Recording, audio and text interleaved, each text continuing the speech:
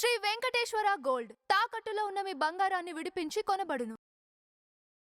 అన్న నమస్తే అన్న. నమస్తే అన్న. అన్న ఇది జగన్ గారు ఏమన్నారంటే ఇప్పుడున్న ఏపీలో ఉన్న ఏ కాన్స్టిట్యున్సీకి వెళ్ళినా సరే అక్కడ ఒక పరిశ్రమ నడిపించాలంటే ఎమ్మెల్యేకి డబ్బులు ఇవ్వాలి అని చెప్పేసి డిమాండ్ చేస్తున్నారు అని చెప్పేసి అన్నారు. దాని గురించి మీరు ఏమంటారు, నిజమేనా అబద్ధం? జగన్ మాటల్లో వాస్తవం లేదండి. ఏపీ ప్రజెంట్ అయితే ప్రస్తుతానికైతే ప్రశాంతంగా ఉంది, డెవలప్మెంట్ జరుగుతుంది, మంచిగా ప్రజలందరూ సంతోషంగా ఉన్నారు. కాకపోతే జగన్ గారు హ్యాపీగా లేరు. జగన్ గారు హ్యాపీగా లేకపోవడం వల్ల ఏపీ ప్రజలు కూడా హ్యాపీగా లేరని ఆయన అనుకుంటున్నాడు అనమాట. అంతే, ఆ భ్రమలో ఉన్నాడు. అందరూ చాలా హ్యాపీగా ఉన్నారు. డెవలప్మెంట్ బాగా జరుగుతుంది, సంక్షేమం బాగా జరుగుతుంది అని మీకు తెలుసు, మీడియా వాళ్ళకి ఏది ఎలా జరుగుతుంది అనేది. అది అలాగే ఇంకోటి ఏంటంటే మన అమరావతిలో అవినీతి జరుగుతుంది అని చెప్పేసి కూడా అన్నారు. మరి దాని గురించి ఏమంటారు? అమరావతిలో అవినీతి లేదండి, వాళ్ళ హయాంలో జరిగింది. అక్కడ రైతులని నమ్మించి నేను ఎక్కడ ఇల్లు కట్టుకున్నాను అది ఇది అని చెప్పేసి లాస్ట్ 5 years అదే చేతగానమ్మ కాలం గడిపినట్టుగా అలా గడిపేశాడు 3 రాజధానులని. చేతగాక తనకి అక్కడ గ్రావెల్స్ కానీ అన్నీ అమ్ముకున్నారు. అతను ఉన్నప్పుడు అవినీతి జరిగింది. అవినీతి జరగట్లే, ఇప్పుడు పనులు జరుగుతున్నాయి అక్కడ. కానీ ఇప్పుడు 3 రాజధానులే అని చెప్పేసి జగన్ గారు అన్నారు. బట్ ఇప్పుడు చంద్రబాబు గారు చూస్తే కూడా అదే విధంగా అమలు చేస్తున్నారు అన్నట్టుగా వార్తలు వస్తున్నాయి. గూగుల్ వచ్చేసి వైజాగ్లో కడుతున్నారు అని చెప్పేసి వస్తున్నాయి. మరి వైజాగ్ అండి, అది ఆల్రెడీ డెవలప్ అవుతున్న నగరం, అది ఆటోమేటిక్గా జరుగుతూ ఉండిద్ది. అర్థమైందా? దాన్ని ఆపడానికి ఏం లేదు. అదొక ఆర్థిక రాజధాని. మనకి ఇండియాకి మన ముంబై అలాగా, మన ఏపీకి మన వైజాగ్ అలాగా. అక్కడ పరిశ్రమలు ఇవన్నీ డెవలప్ అవుతూ ఉంటాయి. అది అంతే, దాన్ని ఆపలేము. కానీ పెద్ద పెద్ద కంపెనీలు ప్రతిదీ ఏదైనా సరే అమరావతిలో కడుతున్నాయి కదా, తొందరగా డెవలప్ అయ్యేది. బట్ ఇది తీసుకెళ్ళి వైజాగ్లో కడితే అమరావతి అంత తొందరగా డెవలప్ అవుతుంది అనుకోవచ్చా? ఎట్లా అవుతుందండి? చంద్రబాబు గారు ఈ కూటమి అనేది ఒక 10-15 సంవత్సరాలు ఉంటే అమరావతి అనేది చాలా త్వరగా డెవలప్ అవుతుంది. ఏపీ ప్రజలు ఒక గౌరవప్రదంగా ఎక్కడైనా బతకగలరు. ఇప్పుడు ఏపీలో నిజంగా ఈ కూటమి ప్రభుత్వం 10-15 సంవత్సరాలు కలిసి ఉంటుంది అనుకోవచ్చా? ఎట్లా కలిసి ఉండాలండి. కలిసి ఉంటే ఏపీ ప్రజలు సంతోషంగా ఉంటారు, అదృష్టవంతులు. ఇంకా కలిసి ఉంటుంది అనుకోవచ్చా? ఎందుకోసం అంటే మొన్న నాగబాబు గారు ఏమన్నారంటే మనం ఏదైనా సరే ఎలాగైనా సరే లుల్లి అయినా ఏదైనా సరే లాస్ట్కు సర్దుకొని అయినా సరే మనం కూటమిలోనే కలిసి ఉండాలి అని చెప్పేసి అన్నారు.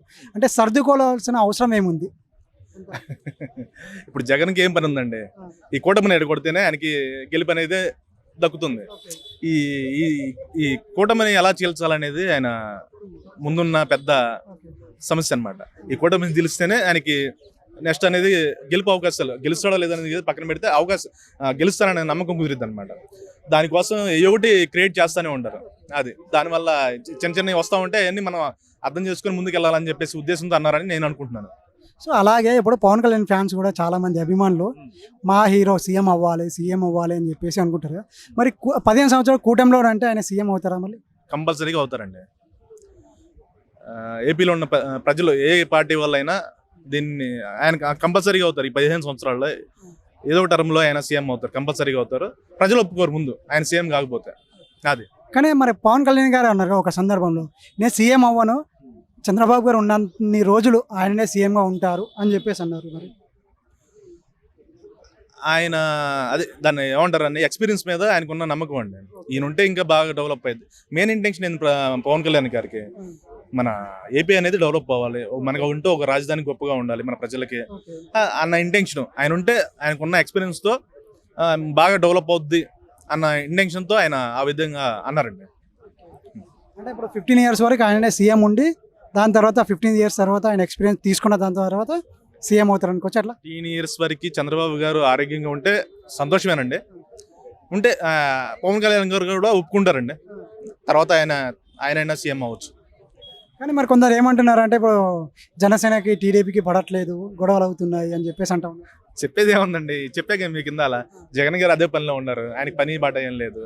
ఆయనకి ఇప్పుడు కేసులు అంత ముందర బొచ్చడి కేసులు ఉన్నాయి. ఇప్పుడు దేవుడి దయ వల్ల ఆయనకి 2019లో అధికారం వచ్చింది, అవకాశం వచ్చింది. కానీ తను సక్రమంగా నిజాయితీగా పరిపాలన చేయలేకపోయాడు. ఇప్పుడు పాత కేసులు, ఇప్పుడు ఉన్న కేసులు చాలా ఉన్నాయి. ఏదో ఒకటి ఈ చీలిక అనేది ఈ కూటమి చీలిక చేస్తే నాకు భవిష్యత్తు ఉందన్న ఇదితో ఏదో ఒకటి క్రియేట్ చేస్తూ ఉన్నారు. అంతకుమించి ఏం లేదండి, అంత బాగుంది, ప్రజలు హ్యాపీగా ఉన్నారు. అది సో నెక్స్ట్ టైం మరి జగన్ గారు వస్తారు అనుకోవచ్చా, చంద్రబాబు గారు వస్తారు అనుకోవచ్చా? లేదండి, చెప్పాను కదా, మ్యాక్సిమం కూటమి ప్రభుత్వమే ఉండాలి. ఒక 30 years ఉన్నా కూడా సంతోషమేనండి, చాలా సంతోషం.